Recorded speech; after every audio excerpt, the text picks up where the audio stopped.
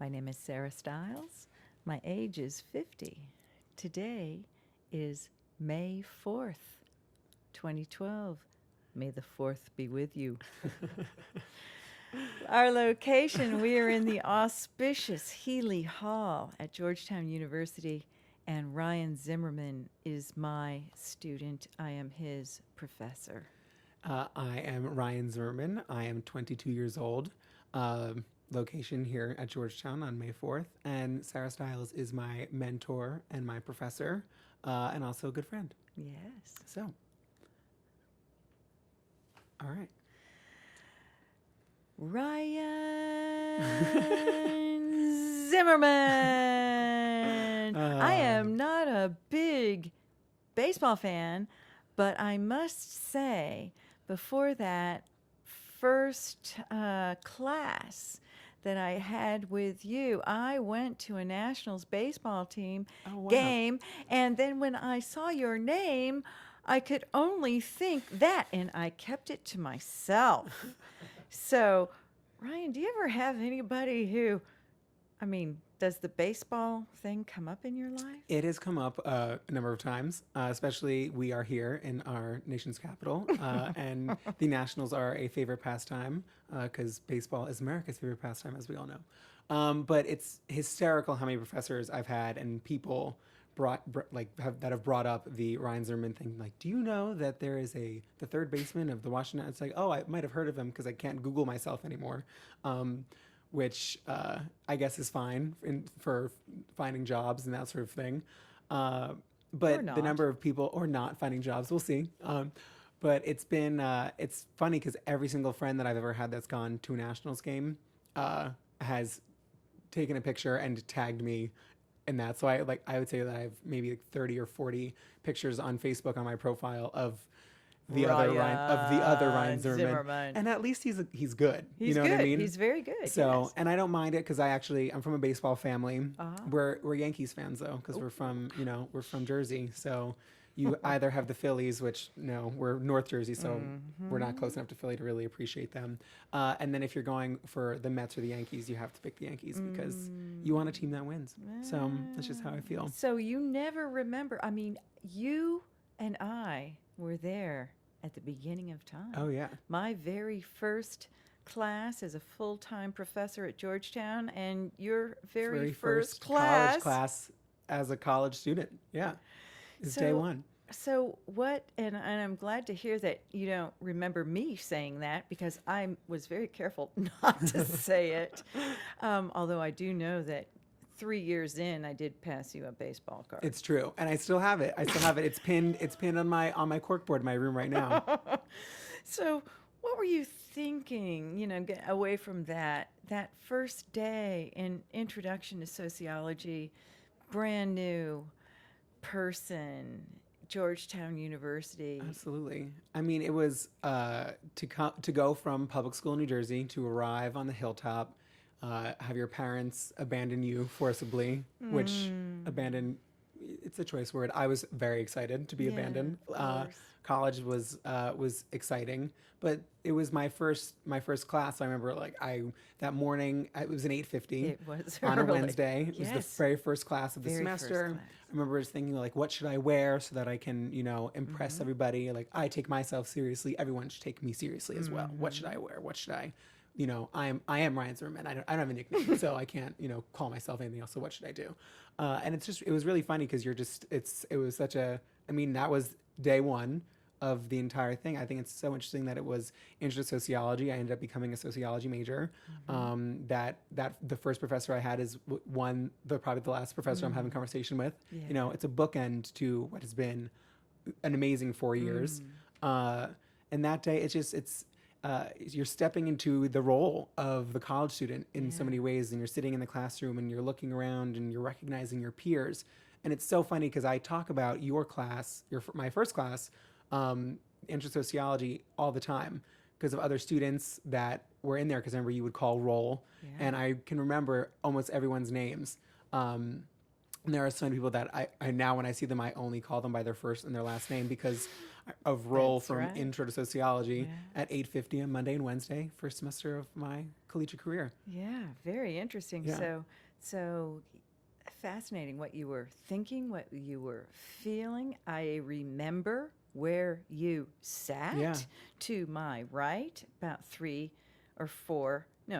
seats Usually in. 3. It depended on who got there first. Sometimes I would compete with it with, I think it was it Katie Lewandowski? It might have been. She sat near me, and sometimes she would sit in my seat. I get a little upset about it every once in a while, but She's it all worked another out. fave. She's another fave. All Well, right. you can't help it. Well, what were you thinking on your first day as a full-time collegiate professor? I was thinking, look at this amazing group of people. Yeah. And you know, to be perfectly frank, you did stand out. I remember where you sat. I remember what you did. I remember if you weren't there. And I remember who else was in that class. Yeah. That's it was a great group. It really was a great group. I remember like all the breakout sessions. The first day we did the office sort of experiment with, you know, like what am I with the post-it on the forehead sort of thing. Yeah. And that was and then I helped you later as a TA do the same thing and those sort of things as well. It was a great group. Yeah. It set a high bar for the rest of Georgetown, which hopefully, it worked out because here I am 4 years later graduating. Here we are. Yeah. Here we are. Yeah. You know. Yeah. And you know, it's interesting. In my life as an educator, I feel that relationship is paramount. Absolutely. As an educator, and then we go off and carry those relationships into the professional world. I'm not going to talk about the real world because, as far as I'm concerned, I live in the real world, and I don't like it when people say, "Oh, well, this isn't the real world." Yeah. It sure feels that way It to sure me. feels like it, yeah. And I was so impressed and happy and felt this kind of kinship with you when you said, "Do you need a TA? I would love to work with you." You took that initiative, and I thought, well, yes, I would like to work with you too. And then taking the labeling exercise. Yeah. What does it feel like to be labeled? And how I'd like to begin with that in the semester and get people out of, well, okay, we're just going to look at the syllabus. And then you resonated with that. What was it like when then you led the exercise? Well, it's so interesting to go from just the almost passive recipient of something to the active, you know, organizer of something, especially from a student perspective, and then organizing your peers and that sort of thing. I think that it's a perfect experiment, especially when you talk about sociology, because no one realizes that what you're doing right now, you're acting in a certain way because you've been socialized to be and do X, Y, and Z, and to recognize that we treat certain people differently based on how they identify themselves or how they are identified, and the roles that we play. Because it's all, you know, no one exists in a vacuum. We exist in the context of a community and that sort of thing. And it's been, I mean, it was great to be able to organize it and to actually take something that I had done and then just be able to do it as well, that had been done for me almost, and show other people that this is something that we live, but it's also, you're going to be studying this academically, but you live it every day. And that's why we love sociology. That's why I study it and we live it, because it's the real world, like you said. And very interesting, because now, as you and I both have 4 years under our belts, and we started off with an academic exercise on labeling, and then taking a step back and thinking, wow, what did I just do? Right? And we talk about being a social actor and a social analyst. Now that you've gone the full trajectory and you've been through that first kind of culture shock of the labeling exercise, and now that I've seen and talked to all these students who say, wow, labeling is very real at Georgetown. what's your take on that now? Well, I think that it's like labels and roles and whatnot are almost there's something that just so easy like to step into, and it's almost it's like a defense mechanism in so many ways that you are just like, well, I'm just a college student, or oh, I'm just, you know, I'm too young, I don't have to be that responsible, and that sort of thing, and you can use them. And what I've seen is that I definitely I was very comfortable with being your average freshman and doing whatever my first year, and then as time has gone on, I've realized that, you know, that's not as much fun when you're just passively receiving people's labeling and whatnot, and you get to build who you are. At the 4 years under my belt here, I'm sure you've experienced it in with your peers in terms of other professors and other academics and everything. How you're just like, well, I'm new on the scene. You know, you have to make sure you're not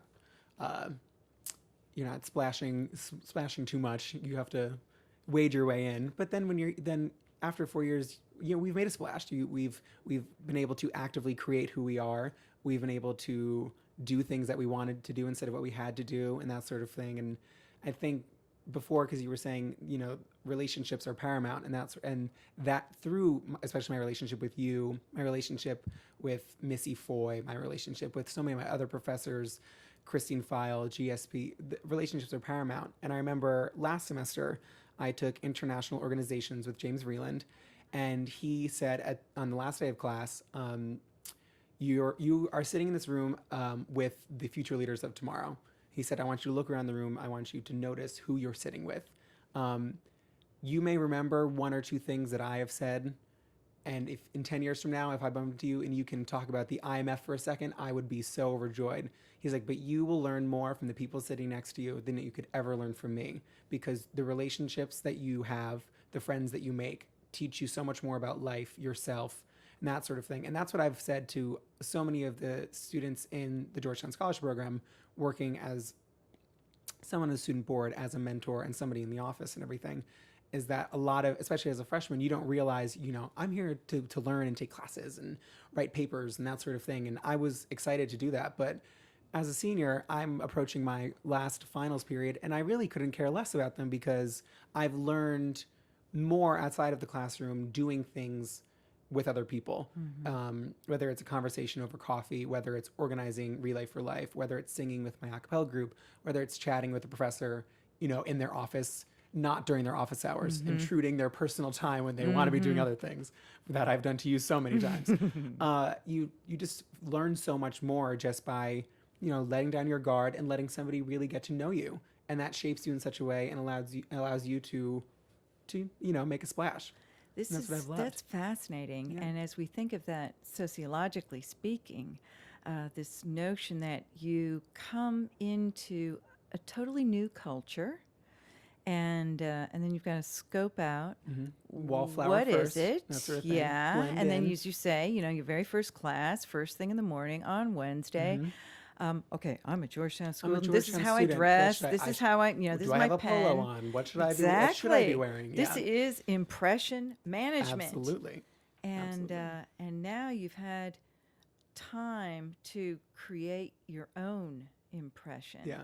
And I'm wondering now, as someone who has majored in sociology as well as government, and you know, that's, I think that's a great combo. Well. Yeah. What would you say to someone coming up as how to manage their impression, to manage their politics, so to speak? So, well, going through obviously the interview process with jobs and everything now, image management is what we do.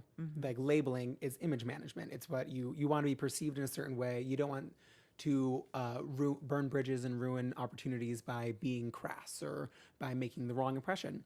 And I would just say, you know, somebody who's, as a freshman, somebody who's coming into this process of creating their identity, managing their identity, you have to approach everything depending on what you want out of it. If you are in a job interview, then you obviously want to be professional and come off as professional, but you're also, if you're funny, then be funny. You also you have to be honest to who you are, but there are situations where it's appropriate to be one way and another way, but you have to learn from your surroundings. You have to take in your environment, and also, but if you're comfortable with something, just be comfortable.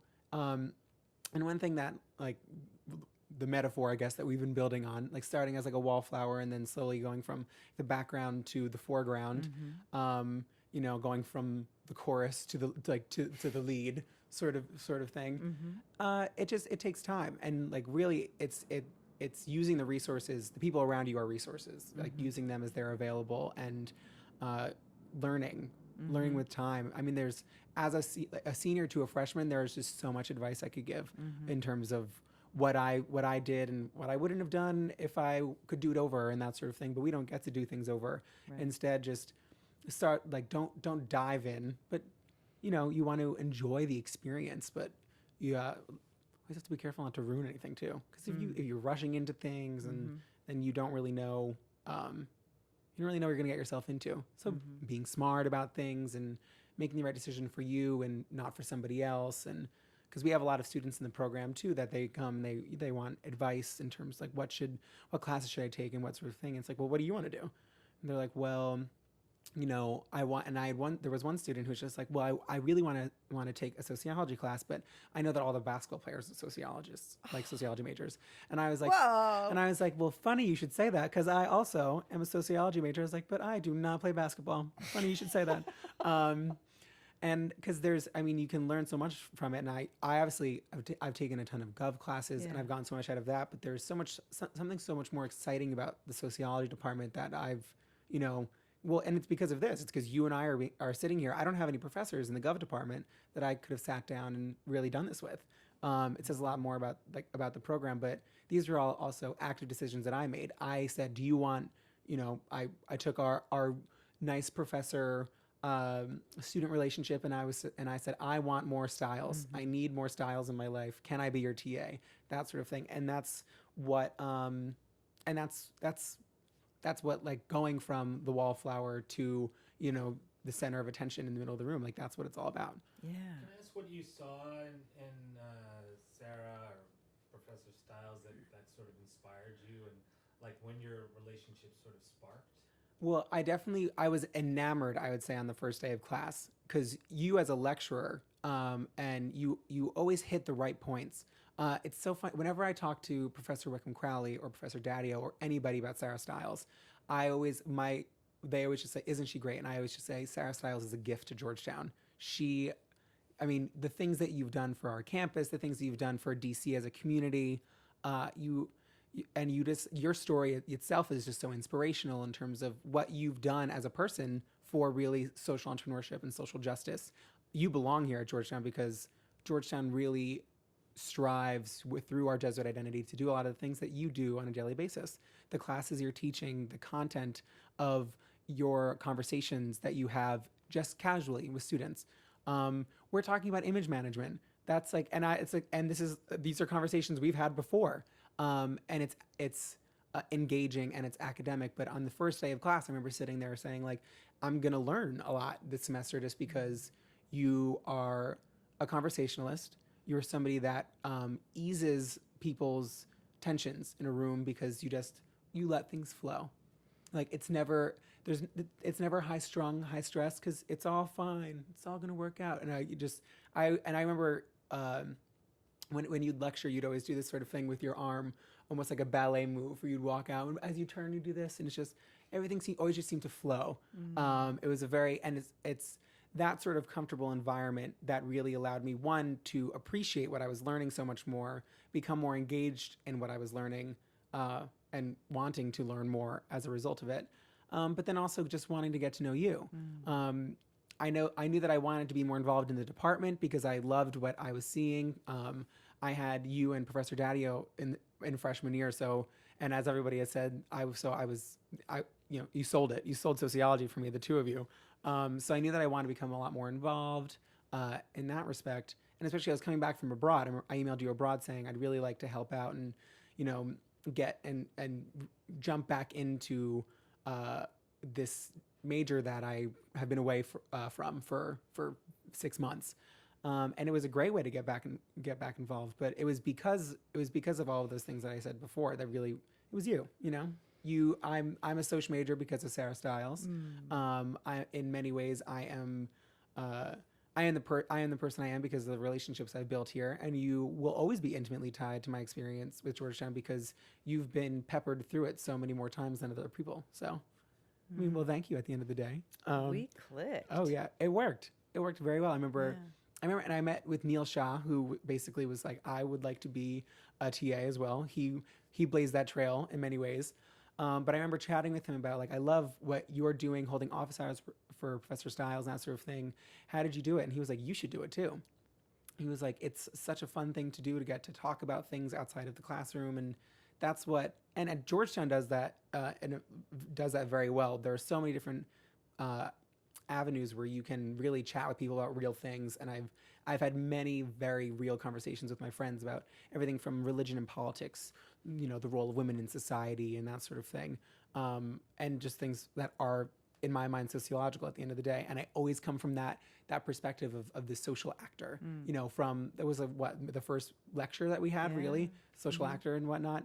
So it's definitely, it's framed a lot of it, but yeah, we clicked. Yeah. It was, and I would say that it was the first class too, that it wasn't even, it wasn't even coming back from abroad and becoming your TA. It was having such a great experience from day one in that class. And I remember like so many things from freshman year too. It was great. Great. Yeah. I think of a lot of what we talk about in sociology has to do with taboos. Oh, absolutely.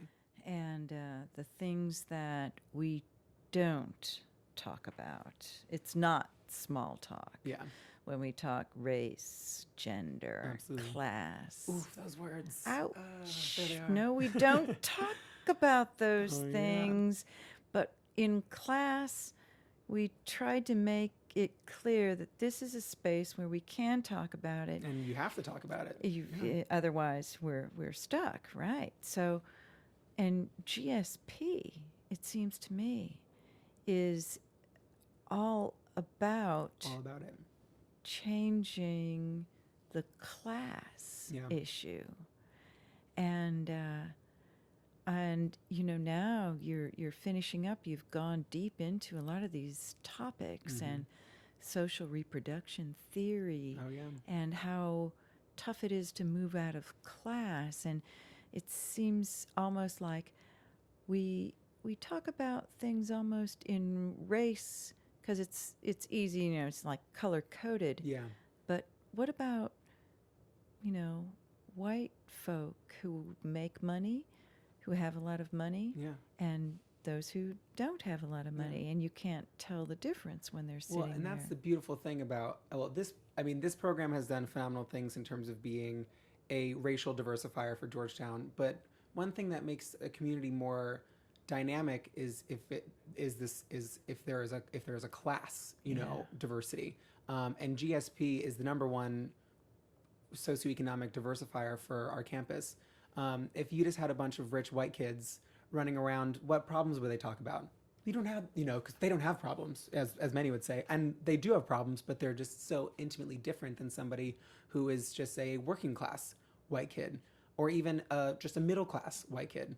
And Georgetown has this reputation of serving the needs of the upper class white population. But in GSP, I think that it's like 30-something% African American, 30% Hispanic, 30% white. It's very much, race is almost equal. That we've got a lot of racial diversity and that sort of thing, but it's serving a population that is systematically disadvantaged by the institutions constructed in our society. That seems like a very academic sentence there. But it's completely true. We kids from completely rural areas and devastated urban areas that are so bright and so intelligent, and they just need an extra hand. They need to, they need someone else in their corner to succeed, and that's what we've done in terms of, from the office perspective for GSP. We've done so much to really try to level the playing field, and we talk about it all the time. That it's. And people don't like to talk about class because money is awkward. You don't bring up money or politics or religion. Those are things that they're taboo, things that people don't want to talk about. But in GSP, we talk about them because they're important. having a diverse campus doesn't mean having a quota of Black, white, Asian, Latino students. It's so much more having, a good section of working class, lower class, middle class, upper middle, and then upper class. I have friends who are incredibly wealthy and have parents who are, famous and just they're moguls. But knowing those people, those friends of mine, and seeing how money hasn't ruined them, and they're still nice people, because we always think like, oh, well, rich people this and that, like. But then also I'm a financial aid student, and people would look at me and they wouldn't. No one would know. You can't tell can by hide, looking. you That's can the hide whole class. Yes, You can this hide is race. impression management. You can hide class and that sort of thing. And I would say that I've definitely, in my time here, totally hidden like that I am a financial aid student. That I have to work 20 hours a week every semester for the entire time that I'm here to, not to live, but to be able to enjoy myself more, which is different. Is a much different experience for a lot of my friends. But it's important that we have those conversations, that I can realize that my wealthier friends are still wonderful people despite the fact that they're part of the 1%, shall we say. But also that just because my parents didn't have as much money means that I'm completely different. It's just the access to cultural, social, human capital that really makes the experience different. The whole job search is so interesting to look at it from that perspective as well as a senior, because obviously we'd all love to be employed, but very few of us are. It's the nature of the economy. It's fine. And it'll all work out for us, so I'm not incredibly worried. But I have friends that, will just get jobs because their parents know somebody. And it's different for me because I've built my entire network by myself from the ground up. I have made the connections. I have been proactive in pursuing different things. And other people they can't really relate to that experience because some people just will never have to. But that's also, I have different friends who are a part of that 1%, and work so hard to get the dream job they want and that sort of thing. So I guess one thing that I've learned through studying things like race, class, gender, orientation, and whatnot, religion even, studying these things here at Georgetown, but also living them here as just, like, you can't really peg people for anything. Just because somebody's Black doesn't mean they're X, Y, and Z. Just because somebody's rich doesn't mean that they're this, people are really a lot more complicated, and it's hard to just put it in black and white, shall we say. But it's so much more different. Wonderful English. At the end of my degree. That's okay. So much more different. So I'm thinking, like, what about those folks who 30 years ago thought, dang, Georgetown, we're looking pretty homogenous as far as it goes, and how about we create this 1789 fund? And what difference does it make, do you think? Like, what's the added value to Georgetown having this diversity of class? Forget the race and all that, but just the diversity financial. Of class. I think financially, when you provide more financial aid and financial opportunities to students who need them, then you make the campus better. That these are people, it's not, financial aid isn't just like, oh, that's nice. Like, oh, in addition to being accepted to Georgetown, that's great. No, financial aid is what makes Georgetown a possibility to people. We have an expensive tuition. Some people know that. I know it. Lord knows I know it. We have but if I didn't have financial aid, I wouldn't be here. I would be at a state school in New Jersey, or I would be anywhere else that would have offered me more money. And what difference has that made in your life? I wouldn't be a Hoya if it wasn't for financial aid. And the class issue, getting people of different class here, it creates a conversation about how we need to change that as a community. Georgetown wants to better itself. They have these mission statements as a Jesuit university. What are we doing to really tackle these issues of, bringing social justice to our lives and whatnot? And like financial aid is one way that you could do that. I think that Charlie Deacon and Pat McQuaid, the deans of admissions and student financial services, in basically creating specifically the Georgetown Scholarship Program, saw that was a need. They saw that being a first-generation college student and not really having that access to social, cultural capital that really is so important, especially when you're talking about college. You know, having parents that went to college changes my parents didn't go to college, and so I didn't know anything about studying abroad. I really didn't know anything about financial aid. Like I didn't really know how do I do loans. If parents have gone to school and they took a class in business, they could at least offer little snippets of advice if they had studied abroad when they were an undergraduate at whatever university. You know, they have a fundamentally different approach to how they're parenting their children because they have different experiences to offer them. So I would say that in creating GSP, it's made Georgetown better because it's making Georgetown a possibility for so many more people. Yeah. And I mean, I wouldn't be here without it. So what does Georgetown have that needs to be shared with not only the elite who can afford to pay the full tuition, and then those who can afford to mortgage their futures, and then those who need the aid? What is it about this place that you feel gave you something different than you would have gotten? Well, I think I'm also in Jesuit education right now with Father Maher, who's leaving campus to go work at Syracuse and try to shake things up there. And he said something on the last day of class that really has resonated with me too, that the different elements of what we have here on campus in terms of being international, the Catholic identity, the Jesuit identity, the certain moralistic imperatives that we have because of those three separate identities, they intersect in such a way that really makes it such a special place. You know, walking around, the traditions behind it, the people that have come through here, our access to to Capitol Hill, all the congressmen that we've had come through here, a president has been on this campus. The beautiful campus itself, walking around, the feeling you get, the people that come and talk to our students, the different events that have happened here in the past, what Georgetown represents and what it's trying to do. But then, you've got smaller things. You've got the you've got the corp. You've got a student-run corporation on campus. You've got one of the largest Relay for Life events in the country here on campus that is most successful and every year annually raises the highest per capita money for the American Cancer Society. There's something so special about it because all of these things have kind of melted in a certain way to create a Hoya. We talk about it all the time that, bleed blue and gray, and we have these little snippets of like here on the hilltop and, like bleed Hoya blue.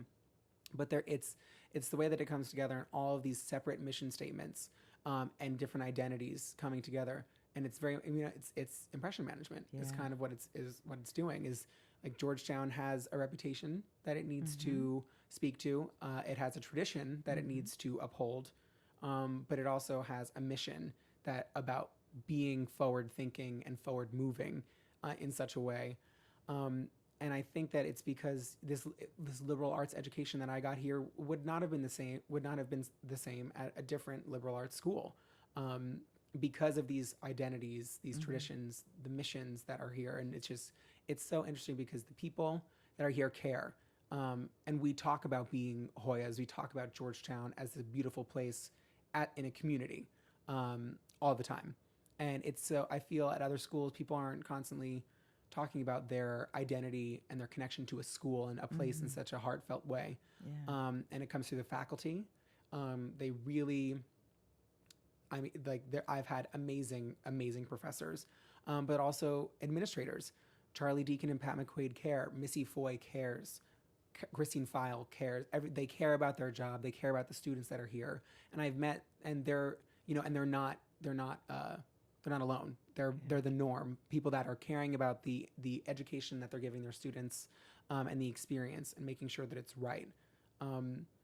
I don't really know what has really made that such a thing, but it's something that's here and it's almost tangible in such a way. It's so fascinating because I feel it, but I have taught in other universities in Washington, D.C., And Georgetown has a reputation. And you have talked about one reputation that I feel, but the other reputation outside of the walls is that students from Georgetown are stuck up. Absolutely. They are privileged. They, they're just, they've got it all. Yeah. And Georgetown students have a stereotype. What do you, as someone who worked very hard and to get in here, and to know that you walk out there, and when you say I'm from Georgetown, some people are gonna not want to have anything to do with you. To be honest, in some ways, it's going to help me because I can pretend that I am of a higher class. If we're talking about impression management, Georgetown's reputation as really feeding that population of stuck-up privileged white kids really can help somebody who is not a stuck-up privileged white kid in so many ways. But also, I think that things like GSP they're trying to change that. That I think that everybody recognizes that is the perception from the outside, especially of other schools here in DC that oh, I go to Georgetown. Like there's something about when you even say it, you just sound like how do I say that in such a way, like oh I go to Georgetown. Like, how do I make that not so you got to do some like, stereotype busting. I know, and there are some people that really are doing it on a daily basis. Yeah. That the things that they're doing, the service work that they're doing, people's research projects for their senior theses and what they're talking about there are very much combating that image. And I think that through a program like GSP is trying to change that. The thing is that we are less white and less stuck up than I'd say we were 30 years ago. It's also... And GSP is part of that. GSP is part of that, but it's also America's changing. And that's, the stuck up white kid isn't the only person going to college anymore. Right. College needs to be more accessible to more people.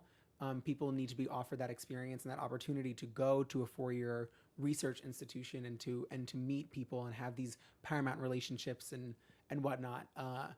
And I think that the tradition that we have definitely upholds some of those students, I would say, but Georgetown has a commitment to trying to move forward, trying to move beyond it. That's something so Jesuit about it. About we're not just Catholic, we're Jesuit. But the Catholic identity we love.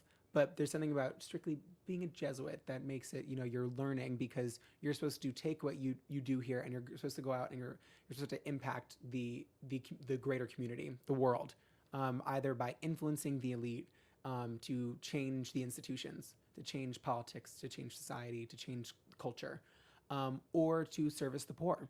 That you have these two extremes that you're trying to work towards because Catholics, the point of Catholicism is really to help the poor. And the point of a welfare state like the United States is really to help the poor. And those people who are systematically, disenfranchised and don't have access to those resources. So unfortunately, we have a reputation of being that way. But I think that we really are. I'm trying to fight that off. But in some ways, it can help me. It can help somebody who really doesn't identify with that.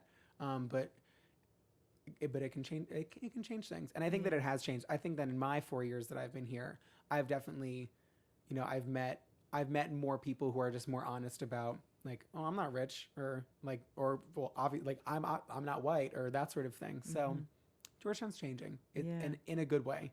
But it also comes from managing that tradition and managing that reputation. And trying to change it in a constructive way. So, which as a staff of somebody on staff and as a student and also somebody that works for the university, there are things that we'd like to change about any institution. There are things you'd like to tweak, but at least we could say they're trying. Yeah, and you walk the talk. Oh yeah, that's the key. Yeah. So, if you had a takeaway of going to an elite university that is Jesuit, what would you say to that person who doesn't have the cash but may have the opportunity? Well, luckily I've met students who, newly admitted students who are here for gap weekends. They come into the office and they're saying that, Georgetown's expensive, but I really want to go here and I have this financial aid package, but I think that I might have to take out loans and that sort of thing. Unfortunately, as we know, the number one form of debt in this country are student loans. I'll have them when I graduate. A number of my friends will. What I'd say is that the opportunities that you get here are just they're so worth having a slight financial burden on the way out. I realized I had other options other than Georgetown, but I took it because I knew that I was buying into a network of people that really cared about this place. It's something that tangible quality of Georgetown's tradition and its reputation and its presence and its power, and its Jesuit ideals and everything, that tangible aspect of it. That network that I bought into through taking out student loans and becoming a part of GSP and taking on the financial burden is helping me get a job. Has made me a more globally minded person, and that's just something that I can't say that. I don't even know who to say thank you to, but I want to say thank you to everybody for it. So somebody who doesn't really have that, if Georgetown's an option for you, then I would just say take it, because the things that you can accomplish while you're here are just so rewarding. And speaking as somebody who's about to walk out, the other end of it, it's been amazing. Yeah, and you're amazing. And I wouldn't change it. I'm trying. You're amazing too. I'm trying every day to be amazing. Super. But excellent. Thank you. Mm-hmm.